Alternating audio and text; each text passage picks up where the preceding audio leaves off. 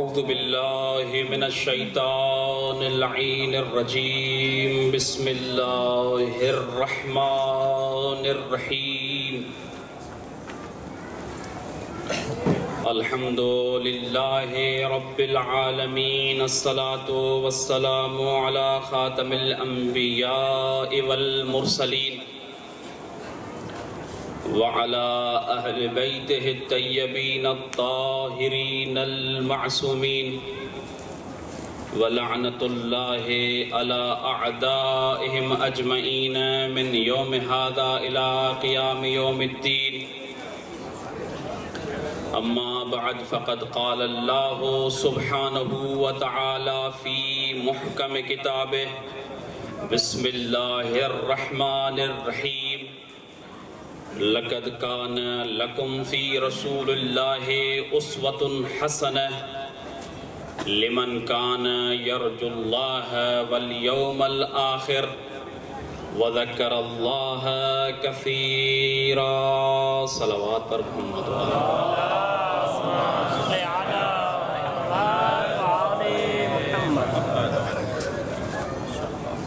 حمد و تعریف ہے اس قادر مطلق کے لیے کہ جس نے حضرت انسان کو تاریکی عدم سے نکال کر نور وجودی بخشا اور مٹی سے بنے ہوئے ان انسانوں کو اشرف المخلوقات ملائکہ پر افضل اور اکرم قرار دیا. درود و سلام ہو محمد و آل محمد پر کہ جن کے صدقے میں اللہ تعالیٰ نے اس کائنات کو خلق کیا. نفرتیں بیزاری ہے اعداء اہل بیت سے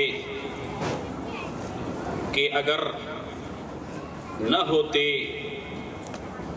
اور دشمنی نہ دکھاتے تو اللہ تعالیٰ جہنم کو خلق نہ کرتا.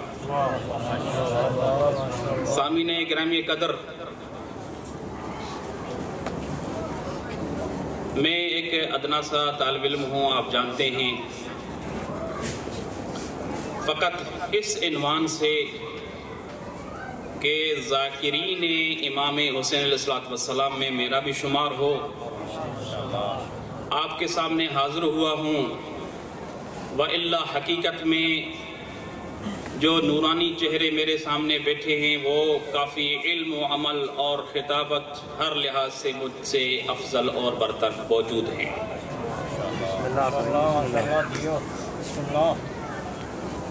جن برادران نے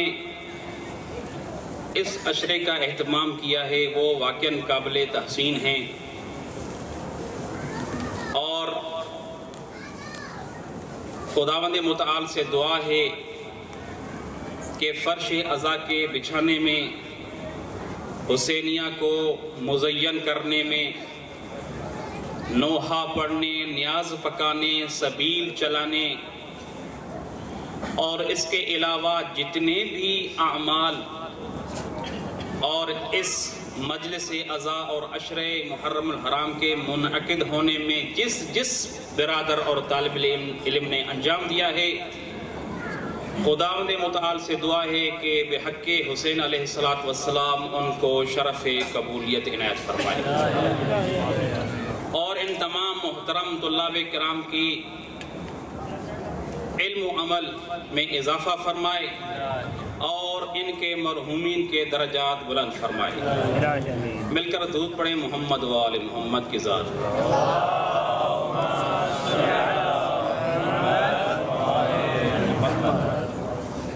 عزیزان گرامی قدر، مجھ سے پہلے جس محترم نے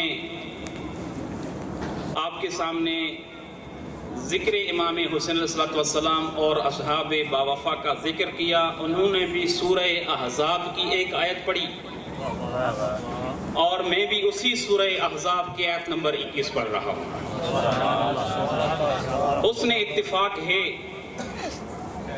کہ یہ سورہ ایسے مضامین عالیہ پر مشتمل ہے کہ جس کا اگر دقت سے مطالعہ کیا جائے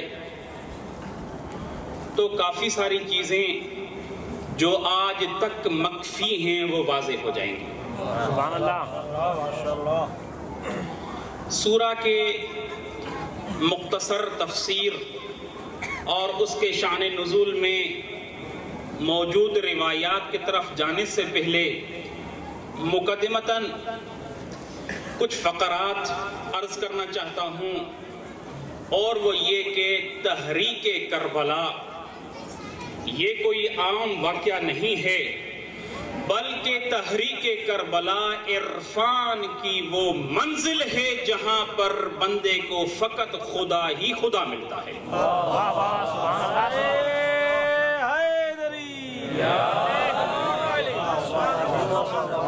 ایسے بندگان خدا نے اپنی جان کا نذرانہ پیش کیا جن کی غرض سوائے خدا کے قرب کے، سوائے خوشنودی خدا کے کچھ اور نہیں تھا۔ لہذا واقع کربلا حقیقت میں حق و باطل کے درمیان میں ایک ایسی لکیر ہے جس سے پتہ چل جاتا ہے کہ فرشتہ صفت انسان کہاں ہیں تو شیطان صفت انسان کہاں ہے، رحمان کے پیروکار کہاں ہیں تو شیطان کے چیلے کہاں ہیں، مسلمان نما مدعی اسلام کہاں ہیں تو حقیقی مسلمان کہاں ہیں۔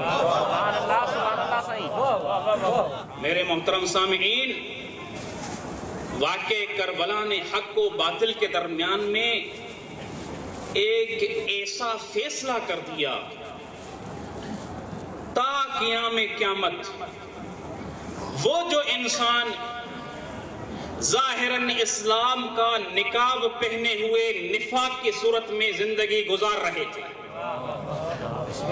ظاہراً مسلمان تھے لیکن حقیقت میں مسلمانوں کے خلاف سازشیں کرتے تھے، تحریک کربلا نے ایسا نمایاں انداز میں فیصلہ کر دیا کہ تا قیام قیامت عام سادہ لوگ مسلمان پریشان نہ ہوں کہ حق کہاں پر ہے باطل کہاں پر ہے، کیونکہ آج کل یہ رواج ہو گیا ہے کہ فلاں بھی رضی اللہ عنہ، اس کا مد مقابل بھی رضی اللہ عنہ، یہ بھی صحابی رسول وہ بھی صحابی رسول۔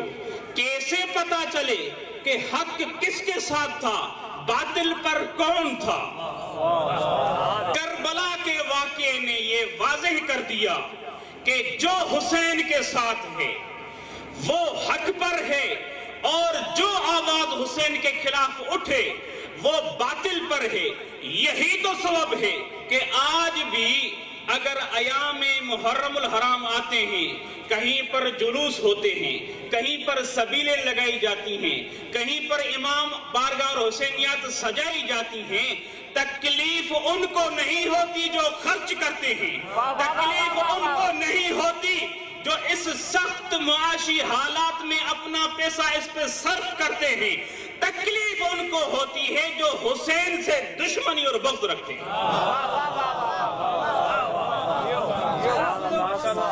دنیا وچ گر ظلم فساد تو دنیا وچ مظلوم دا ذکر صدا تھی سی، گر ظلم فساد تو دنیا وچ مظلوم دا ذکر صدا تھی سی، یزید کو سٹر نال تھی وے اے ذکر شبیر ولا تھی سی، مقرر سائیں مقرر، مظلوم دا ذکر صدا تھی سی، یزید کو سٹر نال تھی وے اے ذکر شبیر ولا تھی سی، ارے نقصان تیدا اپنا ہے انگلان دے چنکوں کیا تھی سی، تم بھونک علی کو فرق نہیں بدنام تیدی مات۔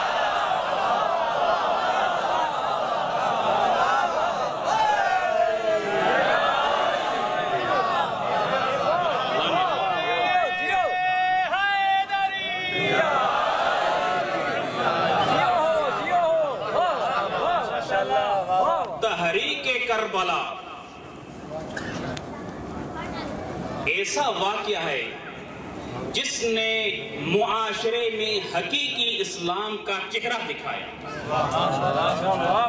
ایک محتاط اندازے کے مطابق مذہب تشیع کی نشر و اشاعت 80 سے 85% انہی مجالس کے وجہ سے. لہذا ذکر حسین، مجالس حسین جہاں پر جلوس نکالے جاتے ہیں، ان میں اسی ایثار اور قربانی کے جذبے کو زندہ کیا جاتا ہے، ان میں اسی سخاوت و شجاعت کو بیان کیا جاتا ہے، ان میں اسی صبر اور شکر کے مرحلے کو بیان کیا جاتا ہے.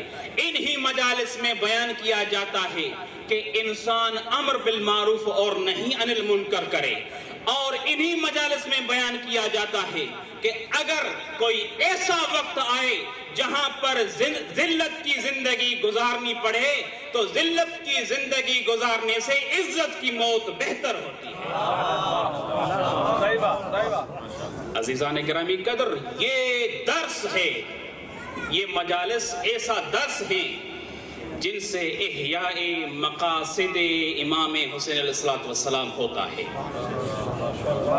میں نے آپ کے سامنے سورہ احزاب کی آیت نمبر 21 کی تلاوت کا شرف حاصل کیا، جس میں ارشاد رب العزت ہے لَقَدْ كَانَ لَكُمْ فِي رَسُولِ اللَّهِ أُسْوَةٌ حَسَنَةٌ، کہ اے اہل ایمان، اے اہل اسلام، آپ کے لیے ذات پیغمبر اکرم صلی اللہ علیہ وآلہ وسلم اسوہ حسنہ ہے، نمونہ عمل ہے. پھر آگے ارشاد ہوا لمن کان یرجو اللہ والیوم الاخر، جو اللہ کے حضور آخرت کے دن امید رکھتا ہے، قیامت کی امید رکھتا ہے، وہ برپا ہونی ہے، واقع ہونی ہے، اور جو ذکر کثیر کرتا ہے. سامعین گرامی قدر، یہ آیہ شریفہ عصمت پیغمبر اکرم صلی اللہ علیہ وآلہ وسلم کی اتم دلیل ہے کہ پیغمبر اکرم اسوہ حسنہ ہے، اور عقلاً و نقلاً ممکن نہیں ہے کہ کسی ایسی ذات کو اسوہ حسنہ قرار دیا جائے جو جائز الخطا ہو، جس سے کمی اور کوتاہی ہوتی ہو. لہذا جو حضرات اس نظریے کے قائل ہیں کہ پیغمبر اکرم جائز الخطا ہیں، جس طرح ایک مجتہد جائز الخطا ہے، یہ آیہ شریفہ ایسے افراد کے منہ پر ایک تھپڑ مار کے کہتی ہے کہ نہیں ہو سکتا کہ رسول اللہ جائز الخطا ہو، وہ تو نمونہ عمل ہے. ہاں یہ ہو سکتا ہے کہ جو اس نظریے کا قائل ہے وہ خطا پر ہے. ابھی آتے ہیں ہم پیغمبر اکرم صلی اللہ علیہ وآلہ وسلم کے بارگاہ میں.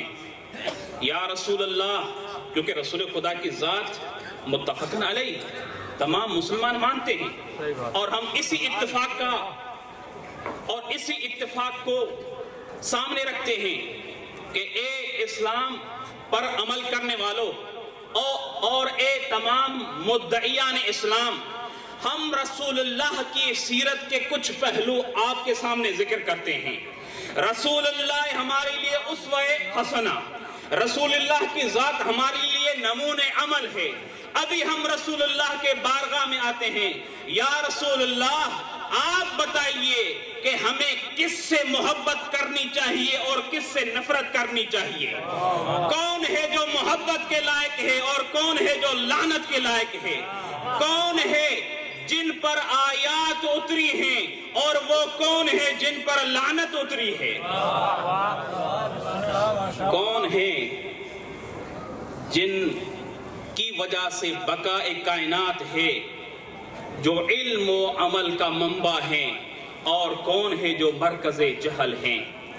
تو پیغمبر اکرم صلی اللہ علیہ وآلہ وسلم ارشاد فرماتے ہیں، اگر مجھ سے پوچھتے ہو کہ میں آپ کو بتاؤں کہ کون ہے جس کے ذات، کون وہ مقدس ہستیاں ہیں جن کے ساتھ متمسک ہونا چاہیے، تو فرماتے نظر آتے ہیں من احب آل محمد یومن افضل من عبادت سنت،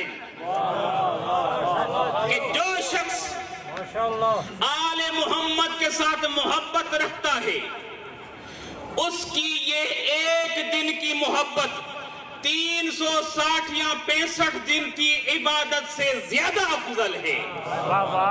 وَمَن مَاتَ عَلَى الْمَحَبَّةِ مَاتَ شَهِيدًا، اور جو آل محمد کی محبت پر مرتا ہے وہ شہید ہو کر مرتا ہے۔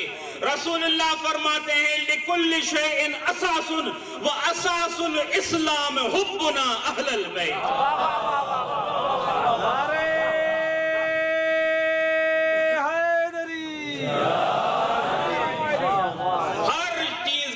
اساس اور بنیاد ہوتی ہے، اور اسلام کی بنیاد ہی ہم اہل بیت کی محبت ہے۔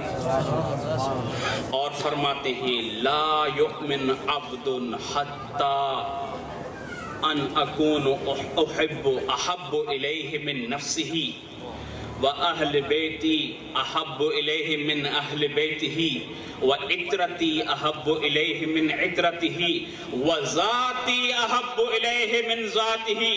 رسول اللہ فرماتے ہیں کوئی شخص ایمان کا ذائقہ چکھ ہی نہیں سکتا تب تک جب تک مجھ رسول کی ذات اس خود کے نسبت زیادہ اس شخص کو عزیز ہو، میری اہل بیت اور عطرت اس کو اپنے گھر والوں سے زیادہ عزیز ہو، میری ذات اس کے لیے اس کے اپنے ذات سے زیادہ احب ہو اور عزیز ہو۔ ابھی ہم دیکھتے ہیں کہ تاریخ میں کیا ہوتا ہے کہ رسول اللہ کی عطرت سے زیادہ محبت کرنے والے ہیں یا اپنے گھر والوں سے زیادہ محبت۔ رسول اللہ فرماتے ہیں نہیں، مومن تب تک مومن ہو ہی نہیں سکتا جب تک میں رسول اور میری آل ہر اس انسان کی نظر میں اس کی ذات اور اس کے آل کی نسبت افضل نہ ہو۔ یہ عقیدہ جو بھی نہیں رکھتا وہ مومن نہیں ہو سکتا۔ آگے رسول خدا ایک اور حدیث میں ارشاد فرماتے ہیں ان اللہ تبارک و تعالی خلق الانبیاء من اشجار شتى، اللہ تعالیٰ نے مختلف انبیاء کو مختلف اشجار سے پیدا کیا ہے۔ وَخَلَقَنِي وَعَلِيًّا مِّن شَجَرَةٍ وَاحِدَةٍ، اور علی اور مجھ کو ایک ہی درخت سے پیدا کیا ہے، ایک ہی حسب نسب سے پیدا کیا ہے۔ فَأَنَا أَصْلُهَا وَعَلِيٌّ فَرْعُهَا، میں اس درخت کا اصل ہوں اور علی اس کی فرع ہیں۔ وَالْحَسَنُ وَالْحُسَيْنُ ثِمَارُهَا، اور حسن و حسین اس درخت کا ثمرہ ہیں۔ وَأَشْيَاؤُنَا أَوْرَاقُهَا، اور ہمارے چاہنے والے اس درخت کے پتے ہیں۔ حدیث آگے ایک عجیب موڑ پر آتی ہے۔ رسول اللہ فرماتے ہیں فَمَن تَعَلَّقَ بِغُصْنٍ مِّنْ أَغْصَانِهَا نَجَا، جو شخص اس درخت کے کسی بھی شاخ کے ساتھ متمسک ہوگا وہی نجات والا ہوگا۔ وَمَن زَاغَ ہوا، اور جو اس درخت سے دور ہو جائے گا وہ گمراہ ہو جائے گا۔ آگے رسول خدا ارشاد فرماتے ہیں وَلَوْ أَنَّ عَبْدًا عَبَدَ اللَّهَ أَلْفَ بَيْنَ الْمَرْوَى وَالصَّفَا أَلْفَ عَامٍ ثُمَّ أَلْفَ عَامٍ ثُمَّ أَلْفَ عَامٍ حَتَّى أَنَّهُ يَسِيرُ كَالشَّنِّ الْبَالِي وَلَمْ يُدْرِكْ مَحَبَّتَنَا اکبہ اللہ علی من خریہ فی النار۔ فرماتے ہیں اگر کوئی شخص عبد اللہ، اللہ کی عبادت کرے، وہ بھی کہاں پر؟ مقدس مقام پر، بین صفا والمروہ، صفا و مروہ کے درمیان میں۔ کتنی مدت؟ 1000 عام، 1000 سال، ثم 1000 عام، پھر دوسری 1000 سال، ثم 1000 عام، حتیٰ کہ 3000 سال عبادت کرے۔ روایت کے جملے کَأَنَّهُ يَسِيرُ كَالشَّنِّ الْبَالِي، کہ وہ شخص ایک خشک مشکیزے کی طرح بوسیدہ اور سکڑ جائے۔ 3000 سال عبادت کوئی معمولی عبادت نہیں ہے۔ حتیٰ یسیر کالشن البالی، حتیٰ کہ وہ ایک بوسیدہ مشکیزے کی طرح سکڑ جائے۔ لیکن وَلَمْ يُدْرِكْ مَحَبَّتَنَا آل البیت، لیکن اگر اس کے پاس ہم اہل بیت کی محبت نہیں ہے، اکبہ اللہ علی منخرہ فی النار، اللہ اس کو منہ کے بل جہنم میں پھینکے گا۔ محمد و آل محمد صلوات،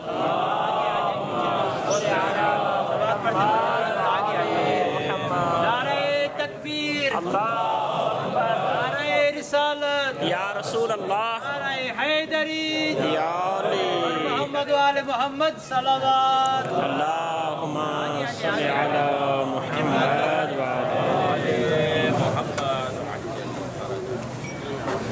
عزیزان گرامی قدر، جب ہم رسول اللہ سے پوچھتے ہیں، وہ ہمارے لیے اسوہ حسنہ ہیں، وہ ہمارے لیے نمونے عمل ہیں، وہ اس زبان کے مالک ہیں جس کی گارنٹی اللہ تعالیٰ نے خود وما ینطق عن الہوا کے ذریعے دے دی ہے، وہ رسول اللہ کو یہ فرماتے نظر آتے ہیں کہ اہل بیت سے تمسک ضروری ہے۔ یہی رسول میں دیکھیں ابھی تک رسول اللہ کی احادیث سے باہر نہیں جا رہا، تاکہ ان برادران کو جو اہل بیت کو نہیں مانتے، امامت و ولایت کے قائل نہیں ہیں، ممکن ہے اشکال کریں کہ اپنے اماموں کے فرامین بیان کریں، نہیں رسول اللہ کی احادیث ہیں۔ ہماری نظر میں تو قول معصوم، فعل معصوم اور تقریر معصوم حجت ہے، لیکن ان کی مبانی کے مطابق قول النبی اور فعل النبی حجت ہے۔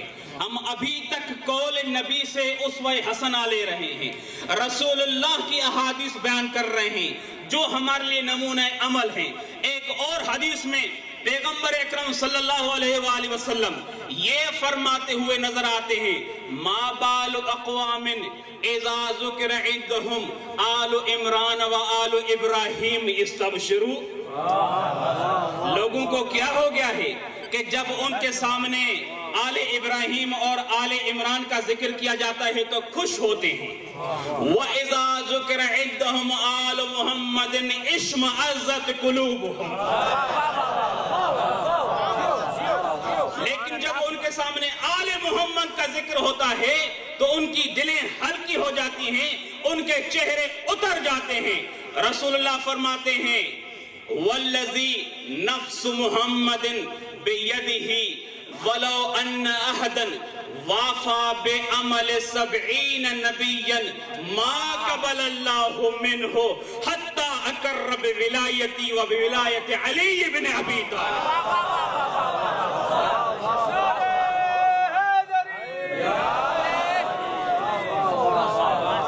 فرماتے ہیں چہرے اتر جاتے ہیں، آل محمد کا ذکر ہوتا ہے۔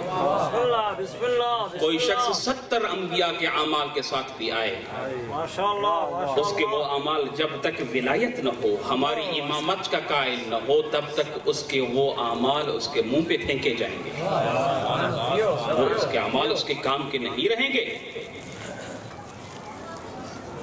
ایک روایت جس میں اس چیز کو واضح کیا گیا ہے کہ دیکھیں بہت سارے افراد ہیں جو محبت کی دعویٰ کرتے ہیں کہ ہم اہل بیت سے محبت کرتے ہیں، ہم اسی طرح اہل بیت کو چاہتے ہیں جس طرح باقی ہمارے بزرگان ہیں ان کو چاہتے ہیں۔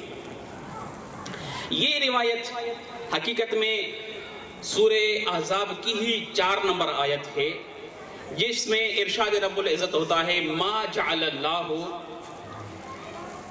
فی من قلبین فی رجل، یا فی رجل من قلبین، کہ اللہ تعالیٰ نے کسی انسان کے پہلو میں 2 دلوں کو نہیں رکھا، دل ایک ہی ہے، لہذا محبت کا مرکز بھی ایک ہی ہونا چاہیے۔ اس آیت شریفہ جو آیت کا مضمون ہے، اس کے ضمن میں 2 معصومین سے روایات ہیں، ایک امام صادق علیہ السلام سے اور ایک امیر المؤمنین علی بن ابی طالب صلوات اللہ علیہ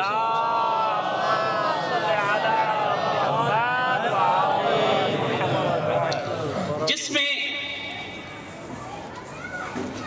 روایت یہ کہتی ہے کہ ما جعل اللہ لرجل من قلبین فی جوفہ، کہ اللہ تعالیٰ کسی کے پہلو میں 2 دلوں کو نہیں رکھتا کہ یحب بہذا قوما ویحب بہذا اعداءہم، کہ ایک دل سے کسی قوم سے محبت رکھتا ہو اور دوسری دل سے اسی قوم کے دشمنوں کے ساتھ بھی محبت رکھتا ہو۔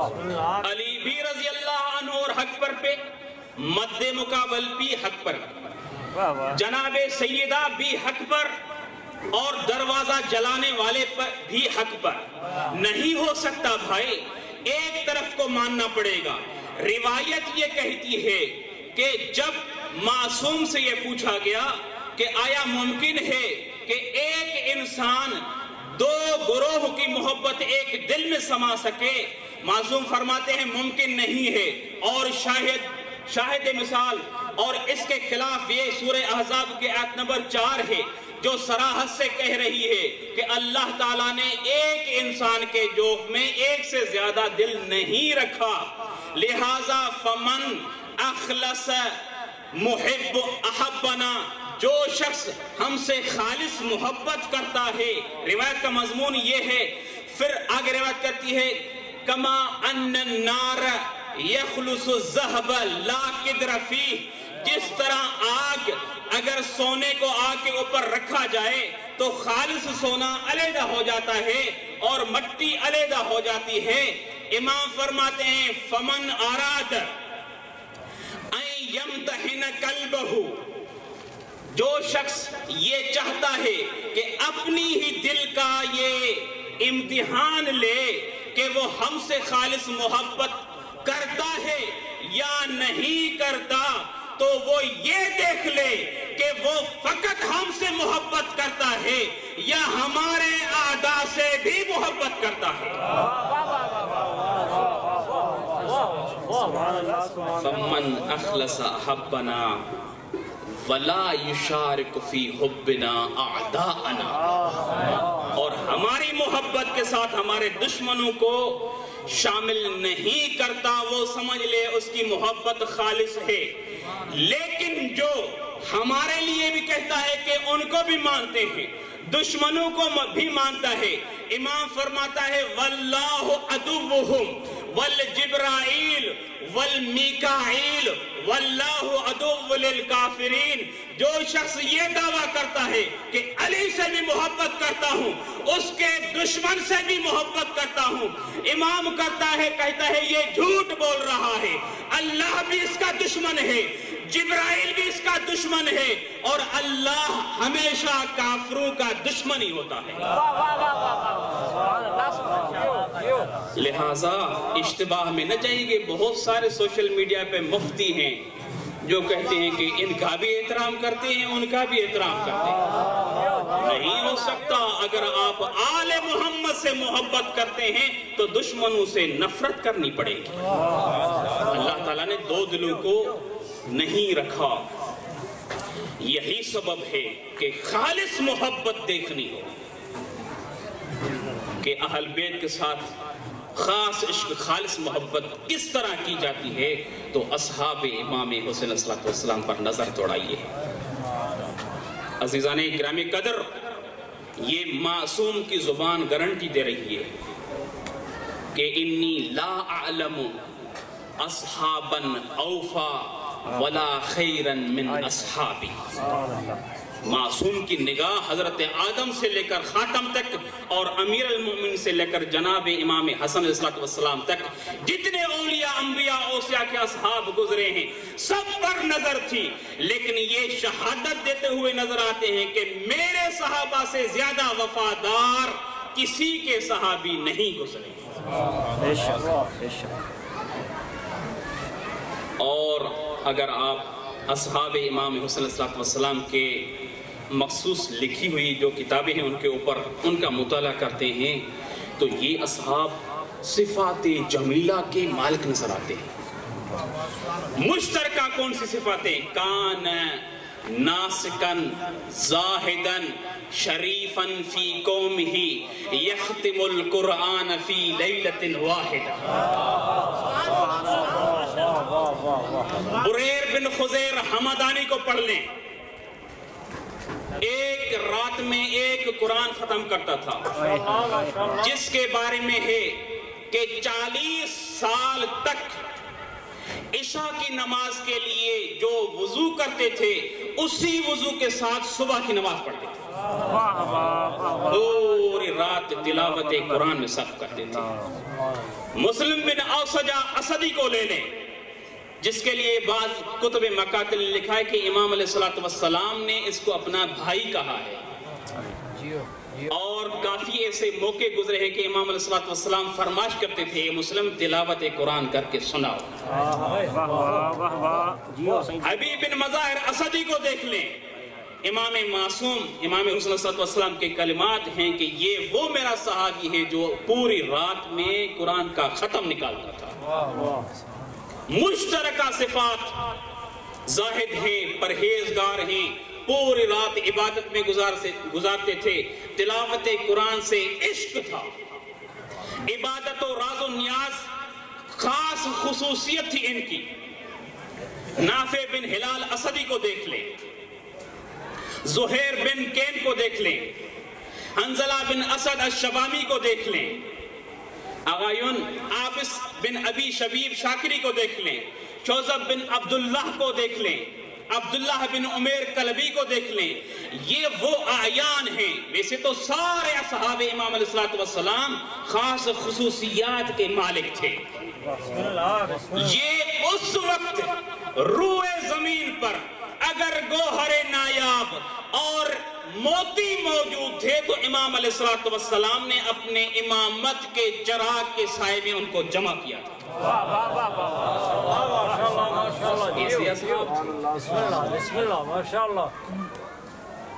ان کی ذاتی صفات، ذاتی شرافت اور پرہیزگاری نمایاں مشہور تھی۔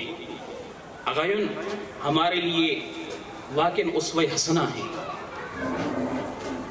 کہ ہم کردار، دیکھیں یہ میں نے جو تعارف کروایا ہے وہ اصحاب جو غیر ہاشمی اصحاب کے منازل اور مراتب، ان کی پرہیزگاری، ان کی صفات جمیلہ اصلاً قابل احسان نہیں ہیں، لیکن ان کی سیرت سے ہمیں استفادہ کرنا چاہیے۔ 3-4 خصوصیات ان میں نمایاں تھی۔ ایک تلاوت قرآن، دوسری راز و نیاز اللہ کے ساتھ، تیسری سارے کے سارے بہادر تھے، چوتھی دنیا کی طمع و لالچ نہیں تھی، پانچویں اپنی جان اور قلت تعداد کی فکر نہیں تھی، ہمیشہ ذہن میں یہ تھا کہ حق بلند تھا، بلند رہے گا، ہم رہیں یا نہ رہیں۔ یہ صفات ہمیں اپنانے کی ضرورت ہے۔ یہ صفات ایسی صفات ہیں جن کو ہمیں اپنے زندگی میں اپنانے کی کوشش کرنی چاہیے۔ وقت کافی ہو چکا ہے، آج پرسہ دینا ہے امیر المؤمنین کو، ان کے بارگاہ میں تشریف فرما ہے۔ کس غربت کے ساتھ، کس مظلومیت کے ساتھ فرزند رسول کو شہید کیا گیا۔ عزاداران گرامی قدر، یہ گریہ کرنا یہ ایسی عبادت ہے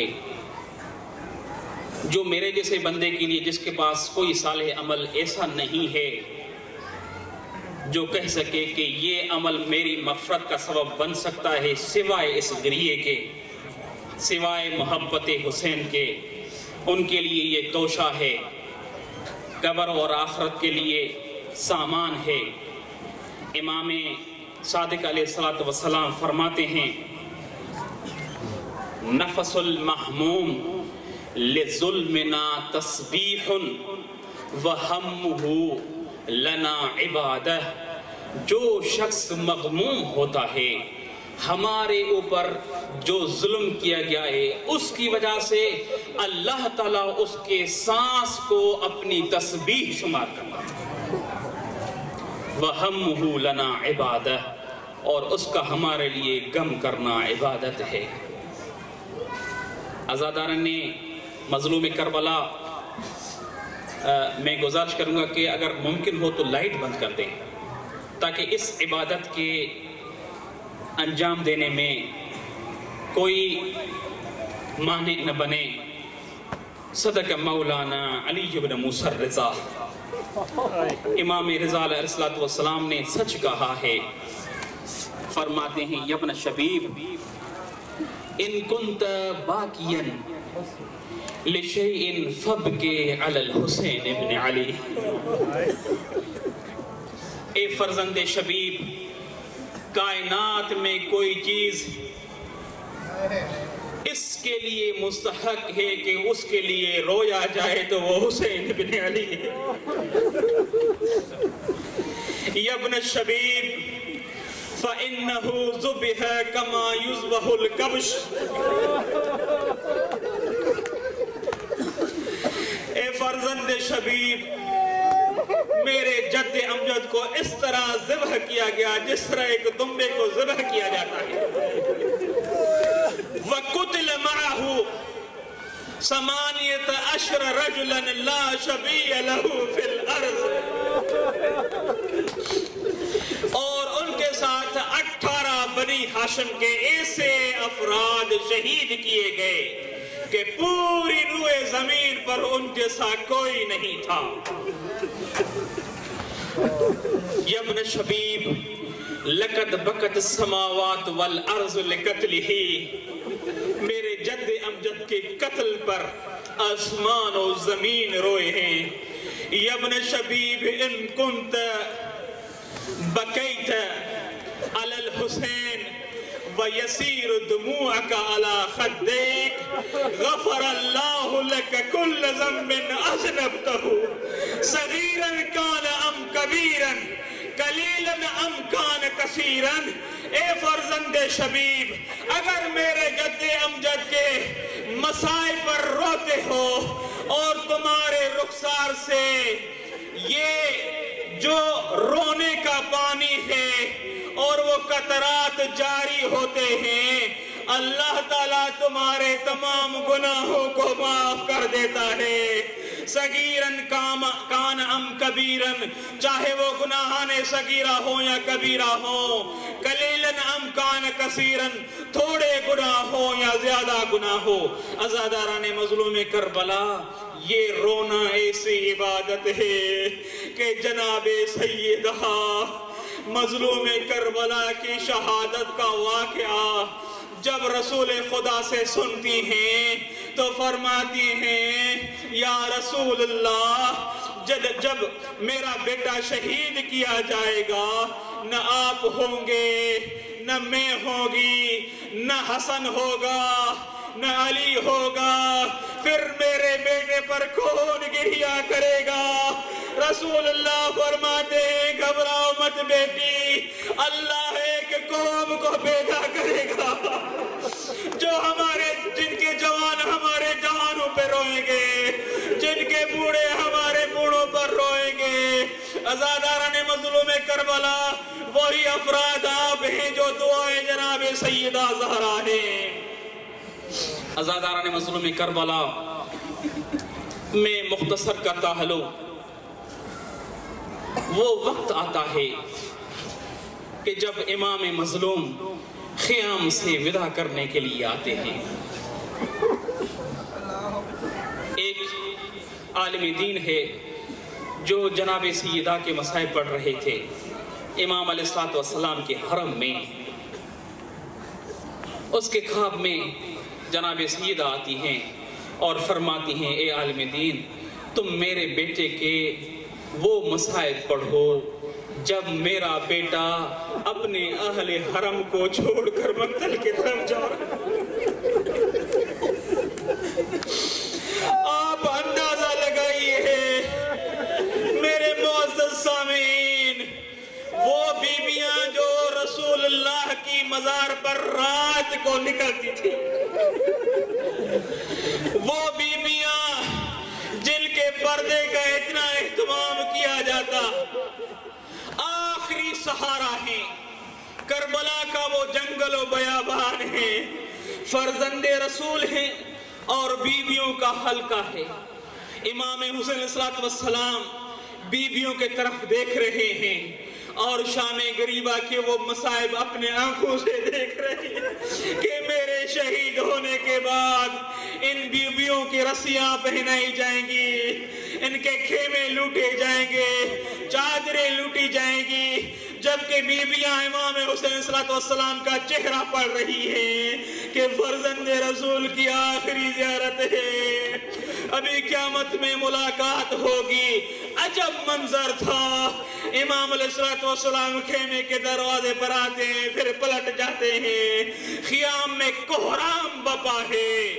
یہ روایات نقل کرنے والے کہتے ہیں کہ ایسے لگ رہا تھا کہ خیام میں ابھی ابھی کوئی مر گیا ہے۔ عزاداران مظلوم کربلا جیسے تیسے جس بھی مصیبت سے امام علیہ الصلوۃ والسلام ودا کر کے باہر نکل رہے تھے کہ امام علیہ الصلوۃ والسلام کی چھوٹی بیٹی جناب سکینہ آ گیا تھی، باپ کے گردن میں دونوں بازیں ڈالتی ہیں۔ عزاداران مظلوم کربلا یہ مصائب کا وہ لمحہ ہے جب شکیل عین شمر سے پوچھا جاتا ہے، شمر تمہاری دل کبھی حسین کے لیے نرم ہوئی تھی؟ کہتا ہے ہاں، ایک مقام ایسا تھا کہ جب حسین خیام سے نکل رہا تھا، حسین کی چھوٹی بیٹی تھی، باپ کے گردن میں دونوں بازو ڈال کر کہتی ہے بابا ادھر مت جائیے، جو کیا ہے واپس نہیں آیا، بابا اگر جا رہے ہیں تو ہمیں نانا رسول اللہ کی مزار پر چھوڑ کے آئے۔ شمر کہتا ہے کہ دیکھا یہ دیا گیا کہ حسین کے چہرے پر موت کی زردی طائر ہو گئی۔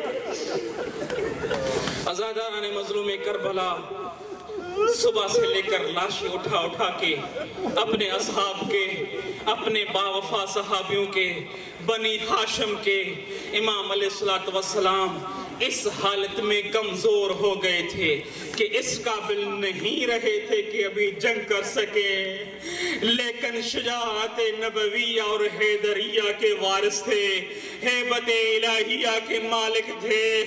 جیسے ہی میدان جنگ میں آتے ہیں ایسی جنگ کرتے ہیں کہ کوفے تک واپس بھاگ کے آ جاتے ہیں۔ روایات کے جملے ہیں کہ وہ ایسے تتر بتر ہو رہے تھے جیسے کہ ایک بھوکا شیر بکریوں کے ایک ریوڑ پر حملہ کریں اور ادھر ادھر وہ بھاگ رہی ہوں۔ فرزند رسول نے ایک نقطہ مقرر کیا تھا، جنگ کرتے ہیں پھر اس نقطے پر واپس آتے ہیں، لا حول ولا قوت پڑھتے ہیں۔ عزاداران مظلوم کربلا ایک وہ وقت آتا ہے کہ ابن سعد العین کہتا ہے کہ اس طرح اگر ایک ایک کر کے جاؤ گے تو کبھی کامیاب نہیں ہوگے، سب مل کر حملہ کرو۔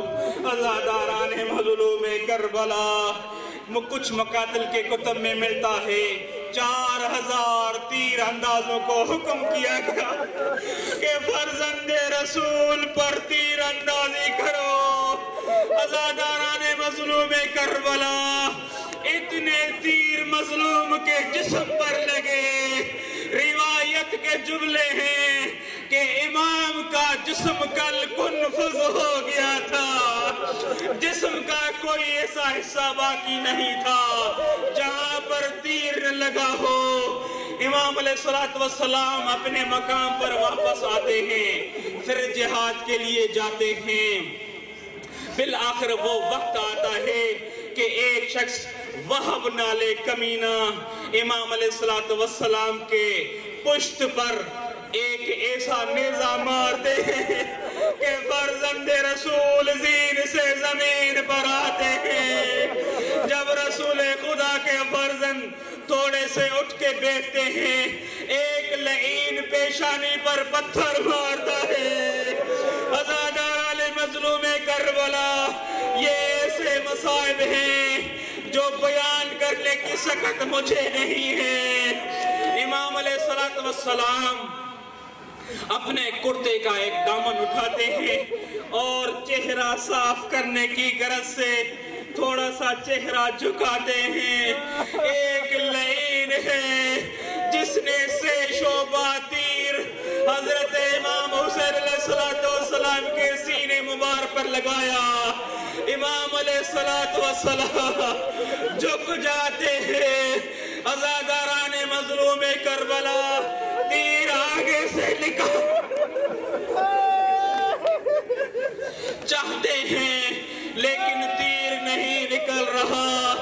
امام علیہ السلام تھوڑا سا جھکتے ہیں, کہتے ہیں بسم اللہ و باللہ وعلا ملت رسول اللہ. بار الہ گواہ رہنا اس وقت روئے زمین پر میں ایک ہی فرزند رسول ہوں. اور تیر کو پیچھے سے نکالتے ہیں. فَبْعَثَ الدَّمُكَ الْمِيزَانَ.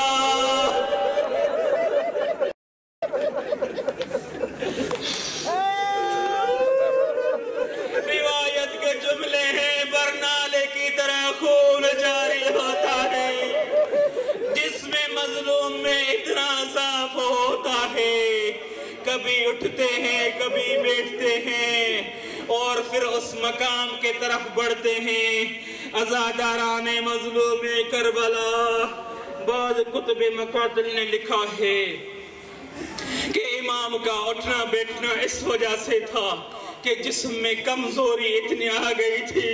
لیکن بعض ارباب مقاتل لکھتے ہیں اس وجہ سے نہیں تھا, بلکہ امام اٹھ کے تھوڑا سا چلتے ہیں, کوئی کمینہ نیزہ مارتا ہے, امام منہ کے بل گرتے ہیں, پھر اٹھتے ہیں, آگے قدم بڑھاتے ہیں,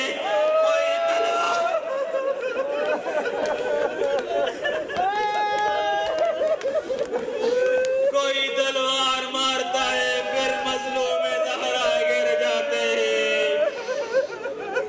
عزاداران مظلوم کربلا. امام کے سینے میں تیر لگا گیا, امام کے حلقے مبارک میں تیر لگایا گیا, کوئی ایسی جگہ خالی نہیں رہی.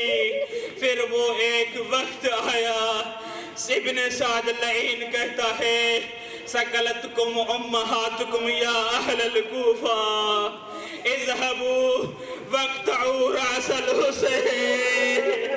اے اہل کوفہ وائی ہو تم پر, جاؤ حسین کا سر علیحدہ کرو.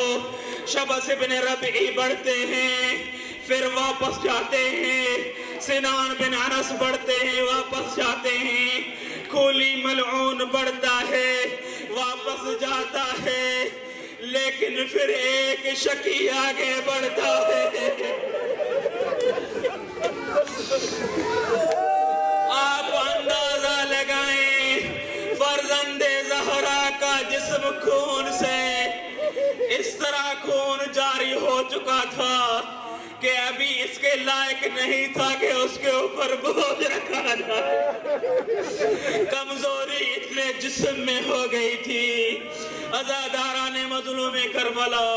روایت کے جملے ہیں فَجَلَسَ اللَّعِينُ عَلَى صَدْرِهِ. لعین مظلوم کے سینے پر سوار ہوتے ہیں. امام علیہ السلام فَفَتَحَ الْعَيْنَيْنِ. امام اپنی آنکھیں کھولتے ہیں اور فرماتے ہیں وَيْلَكَ ارتقى مرتقا عظیما فإنه مقبل رسول اللہ. اے لعین وائی ہو تم پر, ایسی جگہ پر سوار ہوئے ہو جو اسرار علوم کا خزینہ ہے. ایسی جگہ پر سوار ہوئے ہو جو رسول اللہ کی بوسہ گاہ ہے. یہ لعین کہتا ہے کہ حسین جو دوسرے باقی گئے ہیں میں واپس نہیں جاؤں گا. امام فرماتے ہیں اے لعین من انت, تو کون ہے؟ فقال انا الشمر, کہتا ہے کہ میں شمر ہوں. فقال المعصوم اتعرفنی, مجھے جانتے ہو؟ فقال اللعین اے نعم اعرفك حق المعرفة, انت ابن رسول اللہ وابن بنت رسول اللہ وابوك علی المرتضى میں حق کے معرفت رکھتا ہوں تو رسول اللہ کا بیٹا ہے، رسول اللہ کی بیٹی کا بیٹا ہے، علی مرتضیٰ کا بیٹا ہے، تو حسین ہے۔ امام فرماتے ہیں جب اتنی معرفت اور پہچان رکھتے ہو فَلِمَ قَدْ تَقْتُلْنِي، مجھے کیوں قتل کر رہے ہو؟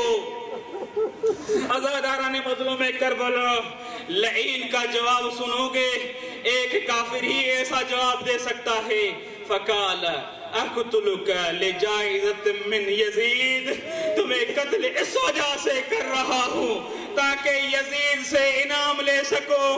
امام مظلوم کہتے ہیں أَتُحِبُّ شَفَاعَةَ جَدِّي اور جائزة من اليزید، کیا تو چاہتا ہے کہ میرے نانا کی قیامت کے دن شفاعت ہو یا تو یزید کا انعام چاہتا ہے؟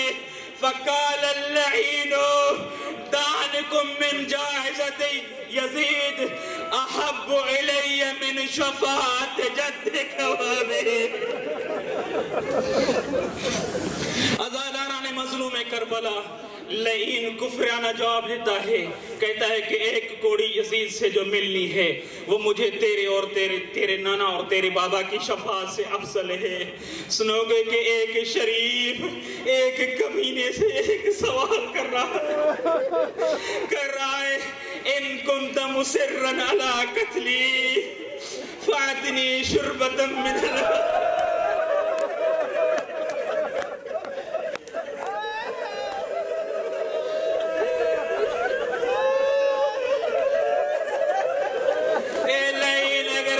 کرنا چاہتے ہو ایک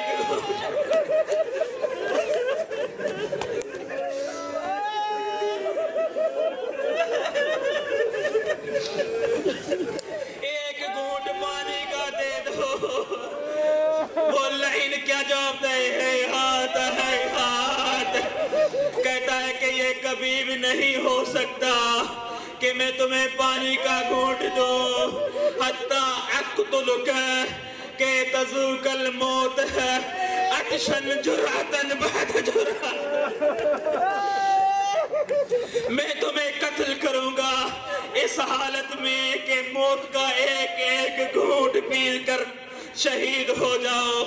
عزاداران مظلوم کربلا، جب امام علیہ السلام نے یہ دیکھا کہتا ہے اپنا چہرہ اور سینہ تو دکھاؤ۔ لعین نے چہرہ دکھایا، امام فرماتے ہیں صدق جدی رسول اللہ، میرے نانا رسول اللہ نے سچ کہا تھا۔ لعین کہتا ہے کہ تیرے نانا نے کیا کہا تھا؟ امام نے فرمایا قال جدی لعبی اقتل هذا ولد الحسین، تمہارے اس بیٹے حسین کو ایک لعین قتل کرے گا کأنه بوزه من بوز القلب فشعره كشعر الخنزیر۔ امام علیہ السلام امیر المؤمنین کے وہ جملات نقل کرتے ہیں کہ میرے نانا رسول اللہ نے بابا سے کہا تھا ایک ایسا لعین تمہارے اس بیٹے کو قتل کرے گا جس کا چہرہ کتے کی طرح ہوگا، جس کے بال خنزیر کی طرح ہوتے ہوں گے۔ وہ لعین کہہ رہا ہے کہ مجھے تیرے نانا نے قلب کے ساتھ شباہت دی ہے۔ فَحَتَّى أَقْتُلُكَ مِنَ الْقَفَا، میں تمہیں پسے گردن قتل کروں گا۔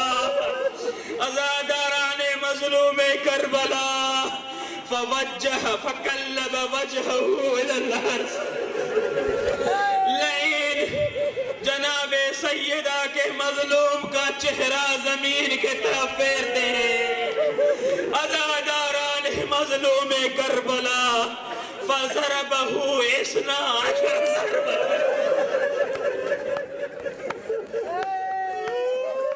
لعین ایک کند کھجر سے ضربے مارنا شروع کرتا ہے۔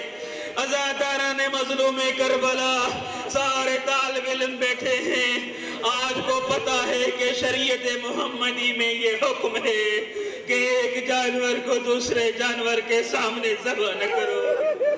ذبح کرتے وقت چھری تیز ہونی چاہیے، ذبح کرنے سے پہلے جانور کو پانی اور کھانا دینا چاہیے۔ عزاداران مظلوم کربلا، عجب غربت تھی زہرا کے مظلوم کی. تبھی تو امام مظلوم فرماتے ہیں، امام زمانہ زیارت ناہیہ میں فرماتے ہیں لَقَدْ تَعَجَّبَ عَلَىٰ صَبْرِكَ مَلَائِكَةُ السَّمَاءِ. اے میرے دادا حسین، آپ کے صبر پر آسمان کے فرشتہ پریشان ہیں. فرشتوں کو بہت تعجب ہوا ہے. عزاداران مظلوم کربلا کسی ایک شرط کا خیال نہیں رکھا گیا. سامنے ثانیہ زہرا کھڑی ہے، کہتی ہیں کہ اے ابن سعد یقتل ابو عبداللہ وانت تنظر. ابو عبداللہ قتل کیے جا رہے ہیں اور تم دیکھ رہے ہو. ویلکم اما احدکم مسلم. جناب سیدہ فرماتے ہیں وائی ہو تم پر، تم میں کوئی مسلمان نہیں ہے کہ فرزند رسول شہید ہو رہے ہیں. عزاداران مظلوم کربلا وقت آیا فاہتز رعسہو، امام علیہ السلام کا سر جدا کیا گیا، نیزے پر بلند ہوا. مظلومیت کی انتہا یہ ہے کہ تکبیر بلند کی گئی. عزاداران مظلوم کربلا ظلم کی انتہا یہاں پر نہیں ہوئی. لعین آگے بڑھتے ہیں. مظلوم کربلا کیا کوئی قمیص لوٹتا ہے، کوئی کمر بند لوٹتا ہے، کوئی انگوٹھی کے ساتھ امام علیہ السلام کی ایک انگلی کاٹتا ہے. عزاداران مظلوم کربلا آخری جملہ ابن سعد العین کہتا ہے کہ کوئی ہے جو فرزند رسول کی لاش کو پامال کرے. 10 گھوڑے سوار آگے بڑھتا. عزاداران مظلوم کربلا وہ لباس بھی لوٹ لیا گیا جو امام علیہ السلام نے پرانا پہنا تھا. شاید اس وجہ سے امام علیہ السلام نے اس کو پہنا تھا کہ کل میری بیٹیاں، میری بہنیں میرے لاش کے اوپر آئے گی، میرا جسد اطہر و ریان نہ ہو. 10 کمینے نکلتے ہیں. روایت کے جملے ہیں فداسو جسد الحسین بحوافر خیولہم حتی رضو زہرہ و صدرہ. عزاداران مظلوم کربلا گھوڑوں کے ٹاپوں سے مظلوم کربلا کی لاش کو پامال کیا، حتیٰ کہ سینے اور پسلیوں کے ہڈیوں کو روندا گیا، ان کو ریزہ ریزہ کیا گیا. انا للہ و انا الیہ راجعون. وسيعلم الذين ظلموا أي منقلب ينقلبون. ماتم حسین.